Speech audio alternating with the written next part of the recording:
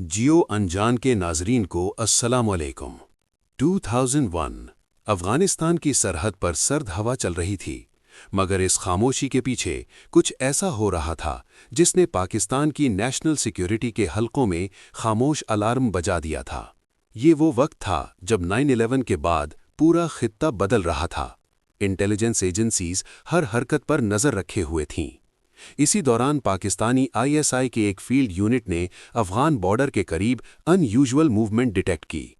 छोटे ग्रुप्स मुख्तलिफ रास्तों से दाखिल होते हुए, कोई वाज़े शनाख्त नहीं, मगर कोऑर्डिनेशन इंतहाई मुनज़्ज़म। इब्तदाई इंटेलिजेंस रिपोर्ट्स में कहा गया कि ये कोवर्ट इन्फिल्ट्रेशन नेटवर्क हो सकता है, जिसका मकसद सिर्फ बॉर्डर क्रॉस करना नहीं, बल्कि पाकिस्तान के अंदर स्ट्रेटेजिक लोकेशंस तक रसाई हासिल करना था। कुछ सिग्नल्स इंटरसेप्ट हुए, कोडेड कम्युनिकेशंस, और एक डॉक्यूमेंट में न्यूक्लियर इंस्टॉलेशंस के करीब सस्पिशियस रिकॉनेसेंस का जिक्र भी सामने आया। ये सिर्फ इन्फिल्ट्रेशन नहीं थी, ये रीजनल स्टेबिलिटी और न्यूक्लियर सिक्योरिटी के लिए मुमकिन खतरे की घंटी थी। इस्लामाबाद में आला सतही मीटिंग बुलाई गई। इंटेलिजेंस ऑफिसर्स ने डिटेल्ड ब्रीफिंग दी, मैप्स खोले गए, रेड मार्कर्स लगाए गए और एक कॉम्प्रिहेंसिव फाइल तैयार की गई। लेकिन फिर कुछ गैर मामूली हुआ।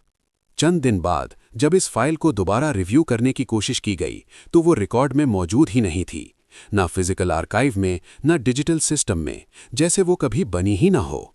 कुछ ऑफिसर्स ने कहा शायद एडमिनिस्ट्रेटिव एरर है, मगर जो लोग इस ब्रीफिंग में मौजूद थे वो जानते थे कि ये कोई आम डॉक्यूमेंट नहीं था।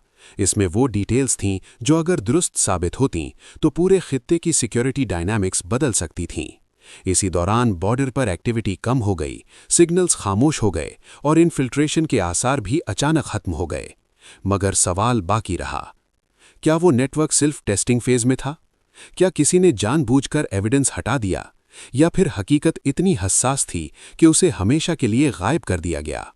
आज भी 2001 की वो मिसिंग फाइल इंटेलिजेंस हलकों में एक खामोश मिस्ट्री बनी हुई है, क्योंकि कभी-कभी सबसे खतरनाक राज वो होते हैं जो हमला होने से पहले ही गायब हो जाते हैं।